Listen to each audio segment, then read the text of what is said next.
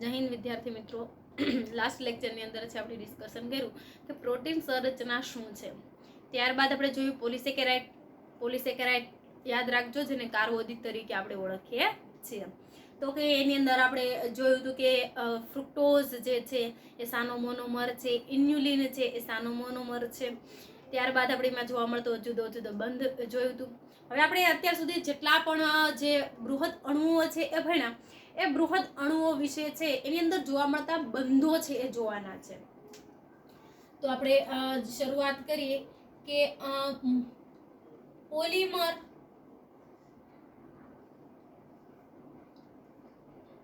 Monomer સાથેના બંધો.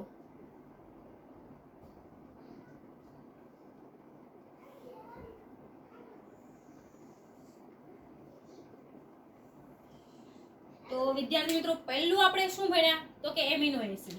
પહેલું છે આપણે એમિનો એસિડ છે એ ભણ્યા. તો કે એમિનો એસિડ વચ્ચે શું બંધ આવતો હતો? એમિનો એસિડ કે બે એમિનો એસિડ છે એ જોડાઈ જાય છે, બરાબર.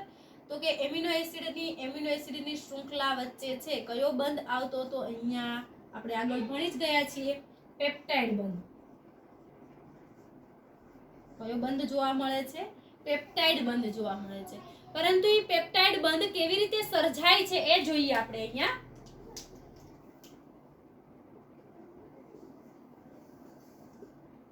હવે તમને બધાને એમિનો એસિડનું બંધારણ છે એ આવડી ગયું હશે. તો કે અહીંયા છે કે એક કાર્બોક્સિલ સમૂહ જોડાય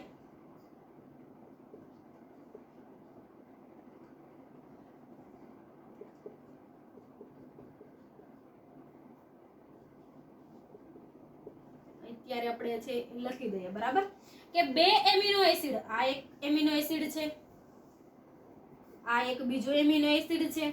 તો કે આ બે એમિનો એસિડ, બે ક્રમિક એમિનો એસિડ વચ્ચે કયો બંધ જોવા મળે છે? આપણે અહીંયા દર્શાવી શકીએ છીએ કે પેપ્ટાઇડ બંધ જોવા મળે છે. તો કે પેપ્ટાઇડ બંધ છે રચાય છે કેવી રીતે? તો કે એક એમિનો એસિડનો કાર્બોક્સિલ સમૂહ, એક એમિનો એસિડનો કાર્બોક્સિલ સમૂહ અને બીજા એમિનો એસિડનો એમાઇન સમૂહ. બીજા આ કયો સમૂહ છે? તો કે કાર્બોક્સિલ સમૂહ. તમને હવે બધાને ખ્યાલ છે.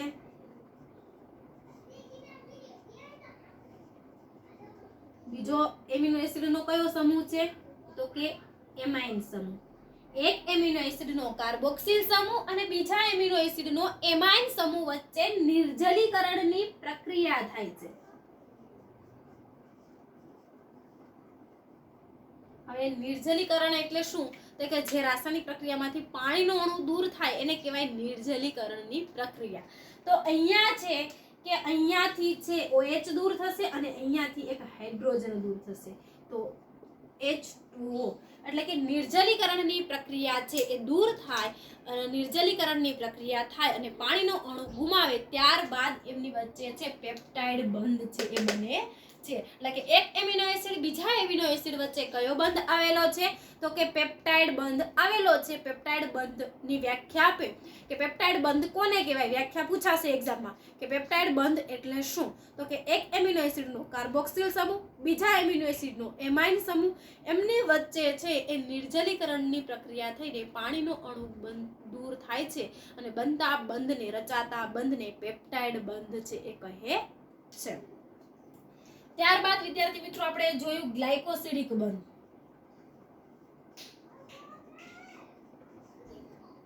આપણે જોયું કે ગ્લાયકોસિડિક બંધ. તો કે ગ્લાયકોસિડિક બંધ છે ક્યાં જોવા મળતો હતો?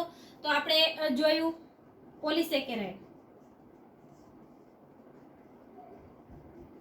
હવે આ બધાને ખ્યાલ આવી જવું જોઈએ. પોલિમર અને મોનોમર.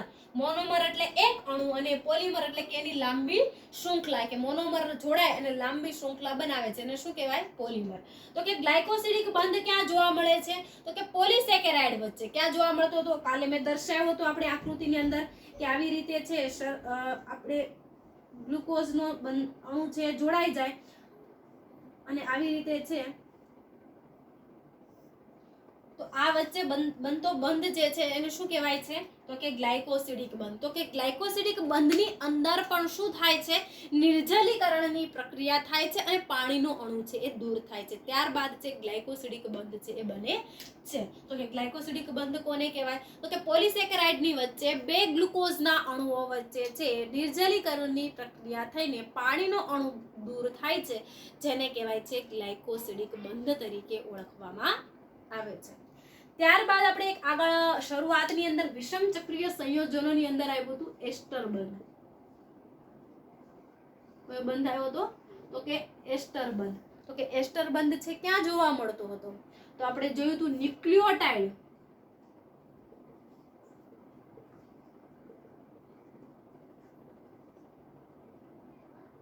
ન્યુક્લિયોટાઇડ એટલે શું? તો હવે યાદ જ આવી જવું જોઈએ, નાઇટ્રોજન બેઝ પ્લસ શર્કરા પ્લસ ફોસ્ફેટનો અણુ. તો ન્યુક્લિયોટાઇડ ની અંદર એસ્ટર બંધ ક્યાં જોવા મળતો હતો? તો કે ફોસ્ફેટ અને શર્કરાની વચ્ચે જે છે એ આપણને એસ્ટર બંધ છે એ જોવા મળે છે. તો કયા કાર્બન પર જોવા મળે આપણે અત્યારે સમજીએ.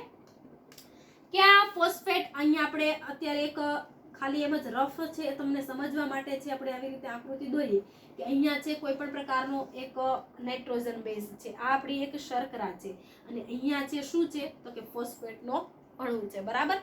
તો કે આ શર્કરા અને ફોસ્ફેટ વચ્ચે છે એસ્ટર બંધ છે એ જોવા મળે છે. ઓકે, ન્યુક્લિયોટાઇડના છે એ ત્રીજા કાર્બન અને પાંચમા કાર્બન ઉપર છે એસ્ટર બંધ છે એ જોવા મળે છે, કારણ કે આ એસ્ટર બંધ છે એ આવી રીતે છે કે આગળ બીજી કોઈ શર્કરા સાથે જોડાયેલો હશે, કારણ કે એક જ અણુથી આપણું કઈ નાઇટ્રોજન બેઝ છે એ પૂરા થઈ જતા નથી. તો આવી રીતે છે અહીંયા છે કોઈ બીજો શર્કરા છે એ જોડાયેલી છે. તો બંને બાજુએ છે આપણને આવી રીતે એસ્ટર બંધ જોવા મળે છે ને કે ડાય એસ્ટર બંધ તરીકે ઓળખાય છે. બરાબર. તો કે એ ન્યુક્લિયોટાઇડના એટલે કે ન્યુક્લિક એસિડની અંદર છે એ કે શર્કરા સાથે ત્રીજા કાર્બન અને પાંચમા કાર્બન પર એસ્ટર બંધ છે એ જોવા મળે છે, જેને ડાય એસ્ટર બંધ તરીકે ઓળખાય છે. તો આપણે અહીંયા ત્રણ બંધો વિશે છે એ જોયું, પેપ્ટાઇડ બંધ, ગ્લાયકોસિડિક બંધ અને એસ્ટર બંધ. તો એ ત્રણેય બંધો છે એ યાદ રાખવાના છે. ત્રણેય બંધ છે એક માર્ક્સની અંદર છે પૂછાઈ શકે કે ગ્લાયકોસિડિક બંધ કોને કહેવાય, વ્યાખ્યા આપો. પેપ્ટાઇડ બંધ કોને કહેવાય, વ્યાખ્યા આપો. એસ્ટર બંધ કોને કહેવાય, વ્યાખ્યા આપો. તો તમને ખ્યાલ હોવો જોઈએ કે પેપ્ટાઇડ બંધ એટલે શું? તો કે એક એમિનો એસિડનો કાર્બોક્સિલ સમૂહ બીજા એમિનો એસિડનો એમાઇન સમૂહ, તેમની વચ્ચે નિર્જલીકરણની ઘટના થઈ અને પાણીનો અણુ દૂર થાય તો એને કહેવાય છે પેપ્ટાઇડ બંધ. ગ્લાયકોસિડિક બંધ તો કે પોલિસેકેરાઇડની અંદર જોવા મળતા ગ્લુકોઝનો અણુ જે છે એમની વચ્ચે નિર્જલીકરણની પ્રક્રિયા થઈ અને દૂર થતો બંધ રચાતા બંધને કહેવાય છે ગ્લાયકોસિડિક બંધ. એસ્ટર બંધ તો કે ન્યુક્લિયોટાઇડની અંદર ત્રીજા નંબરના કાર્બન અને પાંચમા નંબરના કાર્બન પર જે છે આપણને શું જોવા મળે છે? એસ્ટર બંધનું નિર્માણ થતું છે એ જોવા મળે છે, જેને કહેવાય છે એસ્ટર બંધ. હવે આપણે ભણવાનું છે ડીએનએ મોડેલ. કે ડીએનએ જે છે એ અત્યાર સુધી આપણે ભણ્યા કે ડીએનએ શું છે.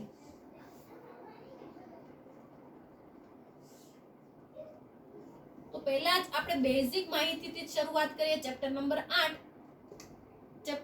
8 ની અંદર છે આપણે ભણ્યા કોષ કેન્દ્ર. કોષ કેન્દ્રની અંદર હતું આપણું આનુવંશિક દ્રવ્ય. કોષ કેન્દ્રની અંદર આપણે શું જોવા મળે છે? આનુવંશિક દ્રવ્ય. તો ઈ આનુવંશિક દ્રવ્ય એટલે શું આપણું? તો કે ડીએનએ. બરાબર. તો એ ડીએનએ મોડેલ વિશે છે આપણે અત્યારે ચર્ચા છે એ કરવાની છે. સૌપ્રથમ રજૂઆતની વાત કરીએ તો કે ડીએનએ મોડેલ જે છે એ કોણે રજૂઆત કરી હતી? તો કે વોટસન અને ક્રિક નામના વૈજ્ઞાનિકે.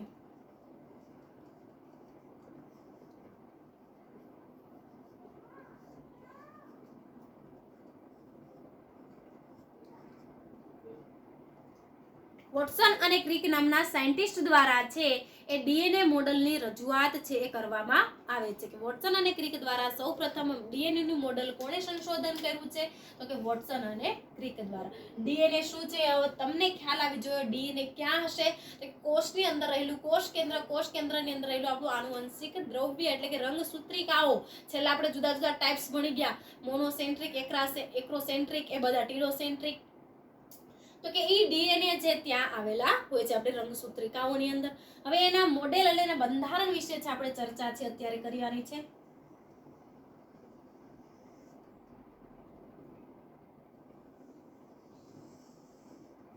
તો ડીએનએ જે છે કે ડીએનએ છે એ બેવડી શૃંખલામય રચના ધરાવે છે. પહેલું જ વિધાન છે શું લખવાનું છે તો કે બેવડા કુંતલમય રચના જોવા મળે.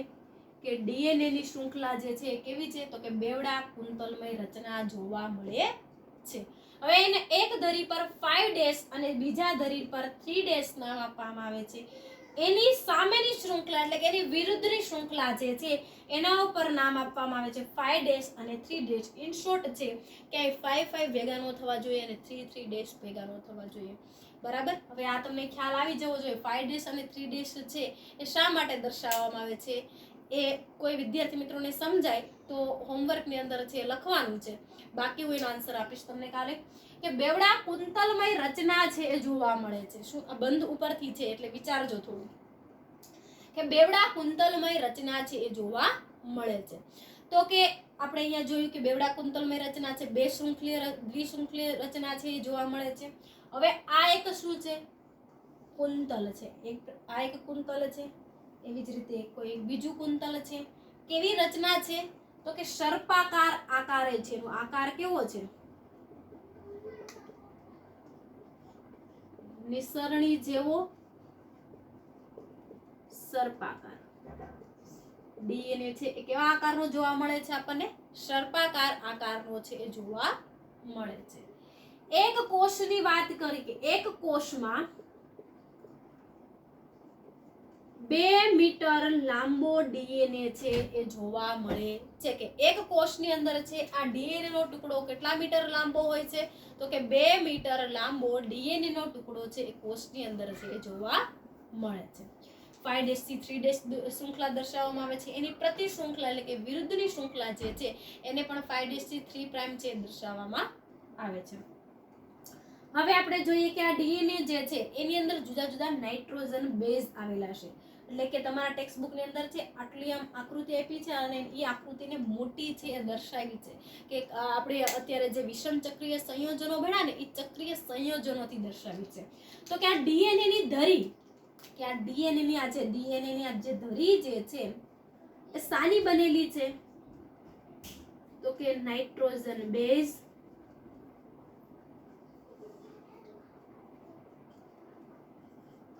અને શર્કરાની બનેલી છે. ડીએનએ ની આ જે ધરી છે સાની બનેલી છે નાઇટ્રોજન બેઝ અને શર્કરાની બનેલી જોવા મળે છે. કે ડીએનએ ની ધરી પર શું આવેલું છે તો કે જુદા જુદા નાઇટ્રોજન બેઝ અને શર્કરા છે એ આવેલી છે. તો ડીએનએ ની ધરી નાઇટ્રોજન બેઝ શર્કરા અને ફોસ્ફેટની બનેલી જોવા મળે છે. ત્યારબાદ આપણે જોઈએ કે એની અંદર છે આપણે નાઇટ્રોજન બેઝ આપણને બધા જ ખબર ખ્યાલ આવી ગયા છે એડેનિન, ગ્વાનિન, સાઇટોસિન, યુરેસિલ અને થાઇમિન. બરાબર. શર્કરા તો આપણને ખબર જ છે પેન્ટોઝ શર્કરા છે અને રિબોઝ શર્કરા છે. તો ડીએનએ સાથે કઈ શર્કરા જોડાશે એ આપણે આગળ ભણાવી દીધું છે ન્યુક્લિક એસિડ ભણાવ્યું ત્યારે કે આરએનએ ની અંદર કઈ શર્કરા હોય તો કે આરએનએ ની અંદર રિબોઝ શર્કરા હોય. ડીએનએ ની અંદર કઈ શર્કરા હોય તો કે ડીઓક્સી રિબોઝ શર્કરા હોય. એટલા માટે તો ડીએનએ નું નામ શું પડવું છે ડીઓક્સી રિબોન્યુક્લિક એસિડ. ડીએનએ નું ફૂલ ફોર્મ શું થાય છે ડીઓક્સી રિબોન્યુક્લિક એસિડ. તો હવે એ બધા વિદ્યાર્થી મિત્રોને ડીએનએ નું નામ છે એ આવડી જવું જોઈએ. આગળ વધીએ કે અહીંયા જે છે કે આ એક કુંતલ છે એ 36 અંશની ધરી પર ફરે છે. કે આ આપણે અત્યારે તો અહીંયા ફરતો ના દેખાય એનિમેશનની અંદર તમે જોઈ શકશો કે ડીએનએ નું કુંતલ છે એ ફરતો હોય કે આ એક કુંતલ છે. આ એક શું છે કુંતલ છે. એ કુંતલ છે એ 36 અંશની ધરી પર છે એ ફરે છે. તો કે આ કુંતલની અંદરના ભાગમાં આવી રીતે જે છે ત્યાં 10 પગથિયા આવેલા હોય છે. કેટલા પગથિયા આવેલા હોય છે 10 પગથિયા જોવા મળે છે. કે ડીએનએ ના કુંતલની અંદર છે 10 પગથિયા જોવા મળે છે. એટલે કે પગથિયા છે એ શાના હોય છે? તો કે આપણે નાઇટ્રોજન બેઝ છે એ જોડાયેલા હોય છે. શું જોડાયેલું હોય છે? Nitrogen base. કેટલા પગથિયા છે? એક નિસરણી જેવા છે એની અંદર છે 10 પગથિયા છે જોવા મળે છે. હવે એની લંબાઈની વાત કરીએ કે આટલી કુંતલની આ લંબાઈ જે છે એ 34 એંગસ્ટ્રોમ છે. કેટલી છે? આખા એક કુંતલની લંબાઈ, એટલે કે ડીએનએ ની આપણે એક જ કુંતલની વાત કરું છું. ડીએનએ ના કુંતલની લંબાઈ કેટલી છે? 34 એંગસ્ટ્રોમ છે. હવે બે ક્રમિક અહીંયા પગથિયા વચ્ચે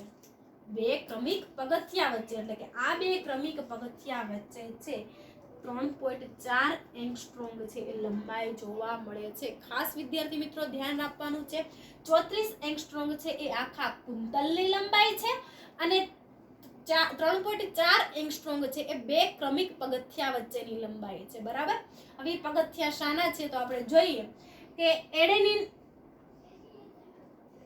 અને થાઇમિન, ગ્વાનિન અને સાઇટોસિન. હવે તમને ખ્યાલ આવી જવો જોઈએ યુરેસિલ ક્યાં જોડાય? આરએનએ ની અંદર જોડાય કે થાઇમિન જોડાય? બરાબર. તો કે એડેનિન સામે હંમેશા કોણ જોડાય છે? તો કે થાઇમિન જોડાય છે.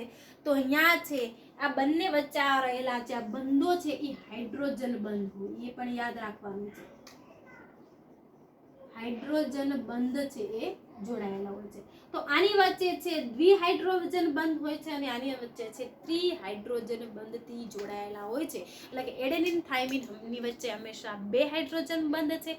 ગ્વાનિન અને સાઇટોસિન ની વચ્ચે હંમેશા 3 હાઇડ્રોજન બંધ છે એ આવેલા હોય છે. તો એ ખાસ ખ્યાલ હોવો જોઈએ. તો આવા બનતા જે ડીએનએ જે છે, આવા પ્રકારનું જે ડીએનએ છે કે જેની 34 એંગસ્ટ્રોમ લંબાઈ છે, બે ક્રમિક પગથિયાઓ વચ્ચે 3.4 એંગસ્ટ્રોમ લંબાઈ જોવા મળે છે, ડીએનએ નું એક કુંતલ 36 અંશ ફરે છે, એમની વચ્ચે 10 પગથિયા આવેલા છે, ડીએનએ ની ધરી છે એ નાઇટ્રોજન બેઝ શર્કરા ફોસ્ફેટની બનેલી છે. તો એ આપણને ખ્યાલ છે એ હોવો જોઈએ. તો કે આવા ડીએનએ ને છે એ બી ફોર્મ ડીએનએ કહેવાય છે. આવા ડીએનએ ને શું કહેવાય છે? બી ફોર્મ ડીએનએ તરીકે ઓળખવામાં આવે છે. બી ફોર્મ ડીએનએ એટલે કે આવા આપણા શરીરની અંદર છે 1 ડઝન કરતા પણ વધારે ડીએનએ આવેલા છે. કેટલા આવેલા છે? 1 ડઝન કરતા પણ વધારે ડીએનએ આવેલા છે, જેને ઝેડ ડીએનએ કહેવાય છે, આલ્ફા ડીએનએ કહેવાય છે, બીટા ડીએનએ કહેવાય છે. અત્યારે આપણે જે આ બંધારણ ભણ્યા એ કયા ડીએનએ વિશે ભણ્યા? તો કે બી ફોર્મ ડીએનએ વિશે, જેને આલ્ફાબેટ તરીકે ઓળખાય છે. અને આપણા કોષની અંદર વાત કરીએ તો કે 1 ડઝન કરતા પણ વધારે ડીએનએ આવેલા છે, જેને જુદા જુદા એની બંધારણ આધારે છે દર્શાવવામાં આવે છે. એ તમે આગળ છે ઉચ્ચ અભ્યાસની અંદર ભણશો કે બી ફોર્મ ડીએનએ છે, ઝેડ ફોર્મ ડીએનએ શું છે, આલ્ફા ડીએનએ શું છે, બીટા ડીએનએ શું છે. બરાબર. અત્યારે આપણે લાક્ષણિક ડીએનએ તરીકે બી ફોર્મ ડીએનએ છે ભણવાનું છે. કેટલી માહિતી યાદ રાખવાની છે? કેટલું ડીએનએ મોડેલની અંદર લખવાનું છે? તો સૌપ્રથમ છે ડીએનએ નું સંશોધન કોણે કર્યું? તો કે વોટસન અને ક્રિક દ્વારા સંશોધન કરવામાં આવ્યું. ડીએનએ નું પૂરું નામ ડીઓક્સીરિબોન્યુક્લિક એસિડ. ડીએનએ છે એ બેવડી શૃંખલામય રચના દર્શાવે છે. એક છેડાને 5' બીજા છેડાને 3' કહેવાય છે. એની પ્રતિ વિરુદ્ધ શૃંખલા જે છે, પ્રતિ સ્થાનાંતરવાળી શૃંખલા છે, એને 3' થી 5' દર્શાવવામાં આવે છે. એક કોષની અંદર છે 2 મીટર જેટલો લાંબો ડીએનએ હોય છે. ત્યારબાદ કે ડીએનએ ની ધરી છે એ નાઇટ્રોજન બેઝ શર્કરા ફોસ્ફેટની બનેલી હોય છે. ત્યારબાદ છે કે એડેનિન સામે હંમેશા થાઇમિન જોડાય છે, ગ્વાનિનની સામે હંમેશા સાઇટોસિન જોડાય છે. એની વચ્ચે બંધો કેટલા હોય છે યાદ રાખવાનું છે. એડેનિન અને થાઇમિન વચ્ચે 2 બંધ હોય છે, ગ્વાનિન અને સાઇટોસિન વચ્ચે 3 બંધ હોય છે. એક કુંતલની લંબાઈ છે 34 એંગસ્ટ્રોમ છે. બે ક્રમિક પગથિયા વચ્ચે છે કેટલી લંબાઈ હોય છે? તો કે 3.4 એંગસ્ટ્રોમ હોય છે. એક કુંતલની અંદર કેટલા પગથિયા હોય છે? તો કે 10 પગથિયા હોય છે. એ બધી જ માહિતી જે છે આપણે ડીએનએ મોડેલની અંદર છે યાદ રાખીશું. અને ડીએનએ નું કાર્ય શું છે? જે આપણું આનુવંશિક દ્રવ્ય છે. તો આ આપણે ભણાવે ડીએનએ ની માહિતી. હવે ખ્યાલ આવી જવો જોઈએ કે ડીએનએ શું છે અને ડીએનએ ની રચના છે એ શું છે. ખૂબ જ આઈએમપી સવાલ છે ડીએનએ મોડેલ. બરાબર. તો એ પ્રમાણે છે વિદ્યાર્થી મિત્રો છે આકૃતિ. હવે ઘણા વિદ્યાર્થી મિત્રોને પ્રશ્ન થાય કે આકૃતિ કઈ દોરવાની, તો આકૃતિ આ સિમ્પલ વાળી જ દોરવાની છે કે ડબલ સ્ટેન્ડર્ડ વાળી શૃંખલા વાળી આકૃતિ તમારે દર્શાવવાની છે. જે ચક્રીય બંધારણો વાળી આકૃતિ આપી છે એ આકૃતિ આપણે ફક્ત સમજ માટે છે, એ આકૃતિ દર્શાવવાની નથી. હવે આપણને આ ચક્રીય બંધારણો છે એ બધાને ખ્યાલ છે. હવે આપણે આગળ ભણીએ તો કે આપણું ચયાપચયકો કોને કહેવાય. આગળ આપણે ભણી ગયા પ્રાઇમરી મેટાબોલાઇટ્સ અને સેકન્ડરી મેટાબોલાઇટ્સ, બરાબર. તો કે આપણી જીવનની અવસ્થાએ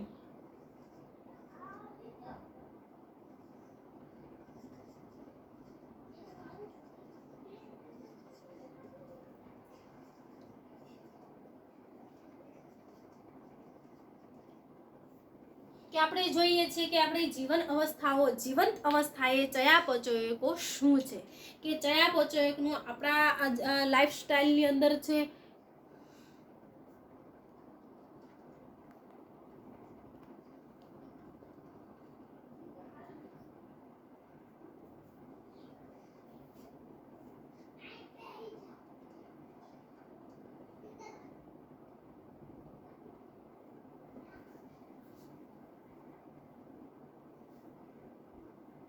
કે આપણે જોઈએ કે આપણા જીવંત અવસ્થાઓએ છે ચયાપચયકો શું છે અને એની અગત્યતા શું છે.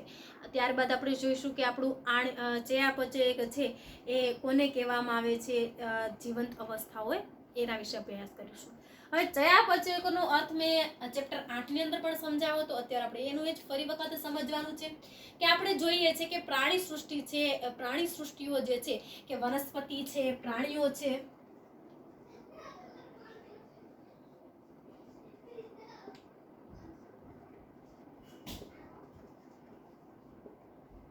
ત્યારે આપણને નિમ્ન કક્ષાના સજીવો પણ જોવા મળે છે, પ્રજીવો છે, ફૂગ છે. આ બધા સજીવોની અંદર છે અમુક અંશે છે રાસાયણિક પ્રક્રિયાઓ છે એ થતી હોય છે.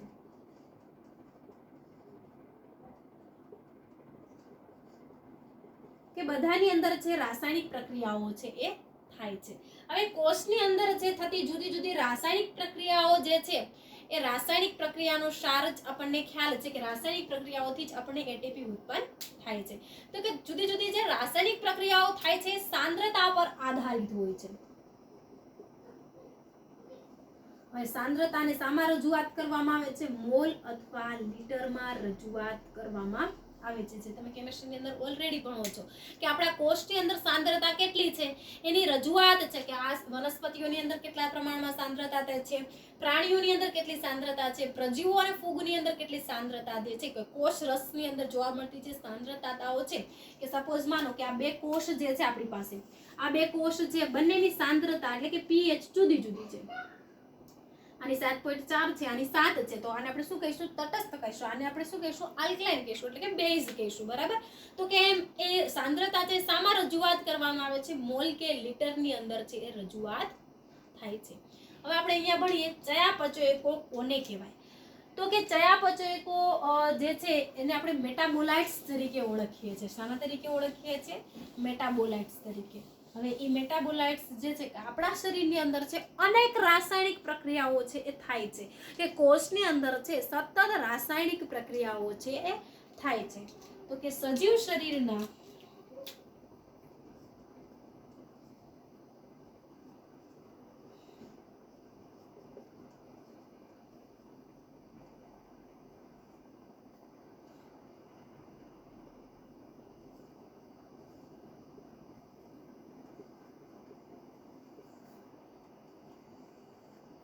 કે સજીવના કોષમાં થતી રાસાયણિક પ્રક્રિયા નિર્માણ અને વિખંડન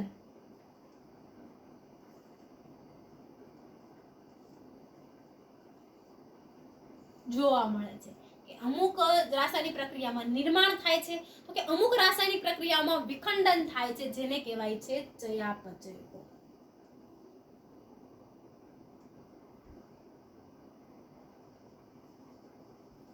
કે આપણા શરીરની અંદર છે અમુક નિર્માણની ઘટના થાય છે તો કે અમુક વિખંડનની ઘટના થાય છે. તમને ઉદાહરણ પણ આપ્યા છે કે એમિનો એસિડમાંથી છે એ કાર્બન ડાયોક્સાઇડ દૂર થઈ એટલે કે એમાઇનમાં રૂપાંતરણ થવું, તો દૂર થવું એટલે શું થયું? વિખંડનની ઘટના થઈ ગઈ. ત્યારબાદ છે કે આપણા શરીરની અંદરથી કે ગ્લુકોઝના અણુઓનું તૂટવું, એ બધી એક પ્રકારની વિખંડનની જ ઘટનાઓ છે. તો કે આપણા શરીરની અંદર છે એ રાસાયણિક પ્રક્રિયાઓ છે એ ઘણી બધી રાસાયણિક પ્રક્રિયાઓ એક સાથે થતી હોય છે.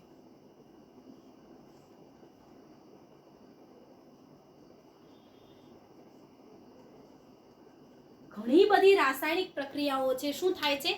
એક સાથે થાય છે. ઘણી બધી રાસાયણિક પ્રક્રિયાઓ. એવું જ નથી કે ફક્ત આપણા શરીરના કોષની અંદર નિર્માણની જ ઘટના થાય કે આપણા શરીરની અંદર વિખંડનની જ ઘટના થાય. તો કે ઘણી બધી રાસાયણિક પ્રક્રિયાઓ છે કોષની અંદર છે એક સાથે થતી હોય છે, શૃંખલામય થતી હોય છે. એને કહેવાય છે ચયાપચયિક પથ કહેવાય છે.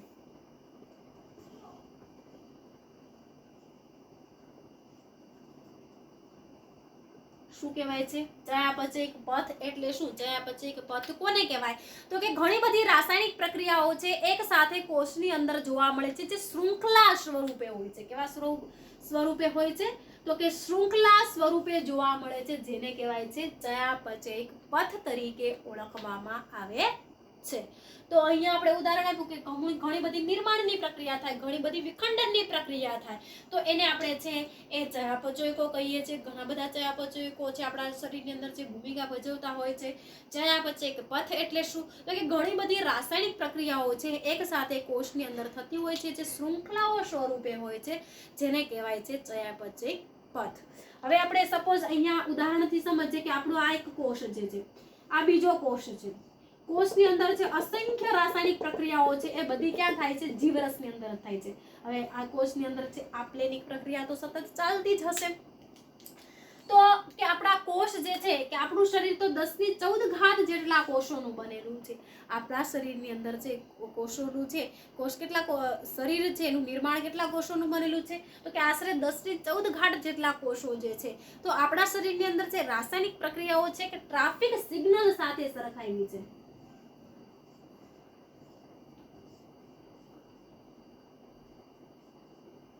કે આપણા શરીરની અંદર જે રાસાયણિક પ્રક્રિયાઓ કેવી રીતે થાય છે? તો કે સતત જ થતી હોય છે કે ટ્રાફિક સિગ્નલ જેવું છે એ કાર્ય કરતી દેખાય છે. પરંતુ આ ચયાપચયક પથ જે છે કે શૃંખલામય હોય છે, એટલે કે આ ક્યારે એકબીજા રાસાયણિક પ્રક્રિયાઓ અથડાતી નથી, જેને કહેવાય છે તંદુરસ્ત અવસ્થાઓ.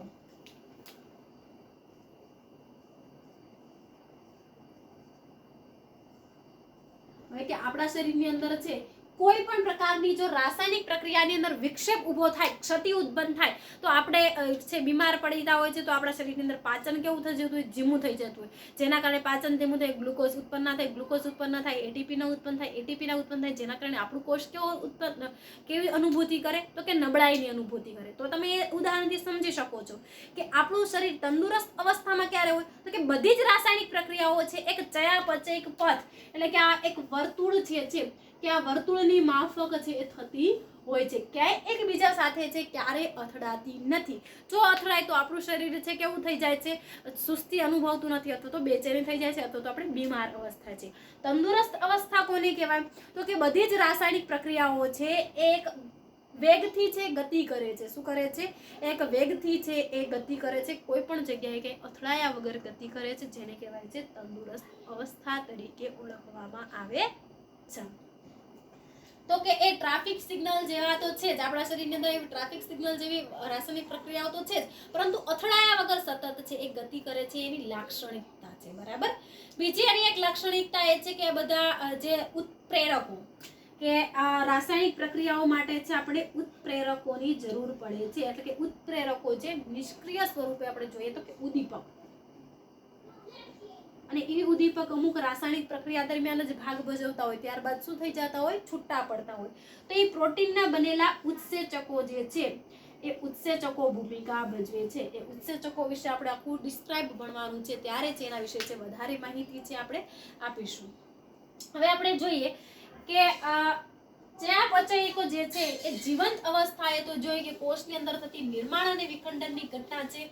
આ ટોપિકની અંદર છે 3 વ્યાખ્યા યાદ રાખવાની છે. ચયાપચયકો કોને કહેવાય? ચયાપચયક પથ એટલે શું? અને તંદુરસ્ત અવસ્થા છે એ કોને કહેવામાં આવે છે? ત્યારબાદ જોઈએ કે આપણે ચયાપચયકો જે છે એની અંદર ચયાપચય તો બે અર્થ સંકળાયેલા છે. આગળ પણ સમજાવ્યું તું, ફરીવાર સમજાવી દઉં. ચય, અપચય એક પ્રકારની રાસાયણિક પ્રક્રિયા છે, મેટાબોલિઝમ છે. આને કહેવાય એનાબોલિઝમ, આને કહેવાય કેટાબોલિઝમ. એનાબોલિઝમ અને કેટાબોલિઝમ. ચયાપચયને કહેવાય મેટાબોલિઝમ.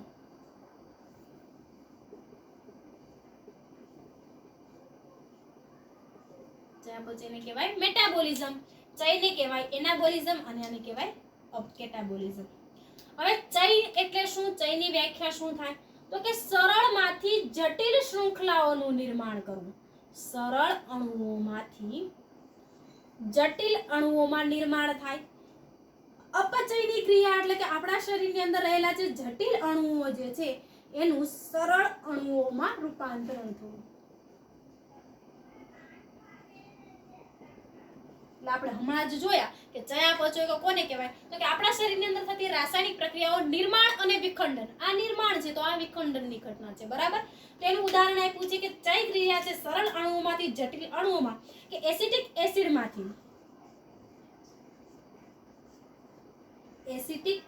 એસિડમાંથી કોલેસ્ટ્રોલ બનવું.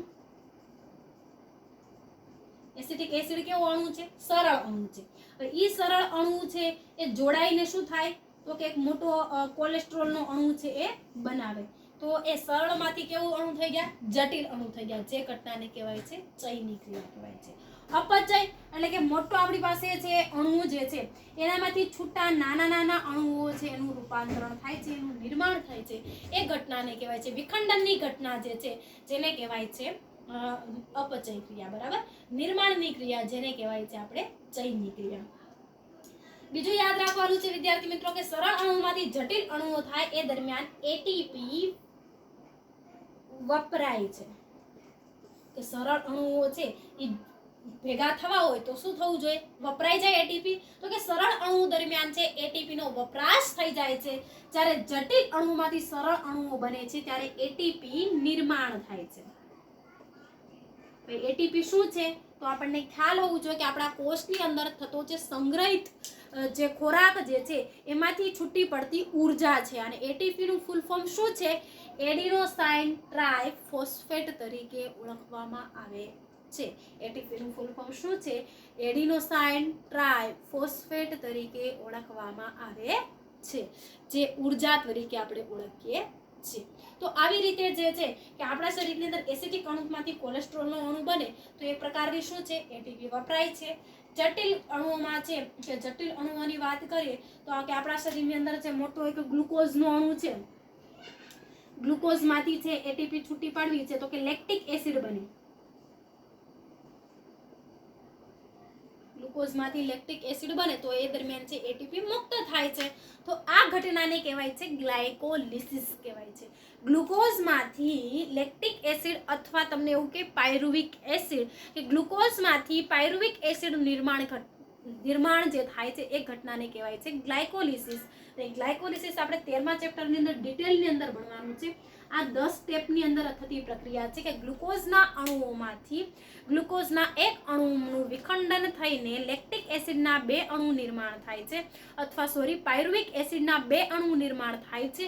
તો એ દરમિયાન છે 10 સ્ટેપની અંદર થતી આ ઉત્સેચકીય પ્રક્રિયા છે અને જેની અંદર છે એટીપી મુક્ત છે એ થાય છે. તો એક ઘટનાને ગ્લાયકોલિસિસ તરીકે ઓળખવામાં આવે છે કે ગ્લુકોઝમાંથી લેક્ટિક એસિડનું નિર્માણ થાય એ ઘટનાને શું કહેવાય છે? ગ્લાયકોલિસિસ. અને 10 સ્ટેપની અંદર થતી ઉત્સેચકીય પ્રક્રિયા છે.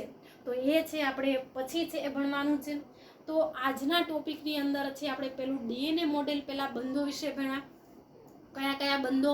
તો કે પેપ્ટાઇડ બંધ એમિનો એસિડ વચ્ચે થાય, ગ્લાયકોસિડિક બંધ પોલિસેકેરાઇડ વચ્ચે થાય, એસ્ટર બંધ નાઇટ્રોજન બેઝ ન્યુક્લિયોટાઇડ વચ્ચે થાય, બરાબર? એ 3 બંધો યાદ રાખવાના છે. ડીએનએ મોડેલ જે મોસ્ટ આઈએમપી સવાલ છે. ત્યારબાદ ભણ્યા ચયાપચય કોને કહેવાય, ચયાપચય પથ એટલે શું અને તંદુરસ્ત અવસ્થા કોને કહેવાય. ત્યારબાદ આપણે ચય અને અપચય પ્રક્રિયાઓ વ્યાખ્યાઓ છે એને સમજ્યા કે ચય પ્રક્રિયા દરમિયાન એટીપી છે વપરાઈ જાય છે, અપચય ક્રિયા દરમિયાન એટીપી છૂટી પડી જાય છે. એટીપી નું ફૂલ ફોર્મ શું છે અથવા તો એટીપી શું છે તો કે એટીપી એડિનોસાઇન ટ્રાઇફોસ્ફેટ છે અને જે આપણા શરીરની અંદર સંગ્રહિત ખોરાકમાંથી જે છૂટી પડે છે. બરાબર, તો આટલી વસ્તુ જે છે એ બેઝિક છે, યાદ રાખવાનું છે. હવે પછી છે આપણે ભણવાનું છે ઉત્સેચકો, કારણ કે આપણે જીવંત અવસ્થાની અંદર જોયું કે રાસાયણિક પ્રક્રિયાઓ એ ઉત્સેચકોની મદદથી, ઉત્પ્રેરકની મદદથી થતી હશે. બરાબર, તો એ ઉત્પ્રેરક જે ઉત્સેચકો શું છે એ ઉત્સેચકોનું વર્ગીકરણ ભણવાનું છે, એ ઉત્સેચકોનું ક્લાસિફિકેશન ભણવાનું છે, એના જુદા જુદા તાપમાનની અસર હેઠળ એટલે એના પરિબળો ભણવાના છે કે જો એને પીએચ વધારે આપવામાં આવે, એને તાપમાન વધારે આપવામાં આવે તો એના પર શું શું અસર છે એ થાય છે અને ઉત્સેચકો આપણને ક્યાંથી મળે છે. હવે ઘણા વિદ્યાર્થી મિત્રો તમે ખાસ ધ્યાન રાખજો, એમિનો એસિડ. બરાબર, એમિનો એસિડ જોડાઈને શું બને? પ્રોટીન. ઉત્સેચકો શાના બનેલા છે તો કે પ્રોટીનના. ઘણી વખત છે કન્ફ્યુઝન ના થાય, એમિનો એસિડ છે એ જોડાય અને પ્રોટીન બનાવે, પ્રોટીન છે અને ઉત્સેચકો શાના બનેલા છે તો કે ઉત્સેચકો એક પ્રોટીનના બનેલા છે. ખાસ આટલો તફાવત છે અત્યારે તમને મગજની અંદર છે એ ક્લિયર થઈ જવું જોઈએ.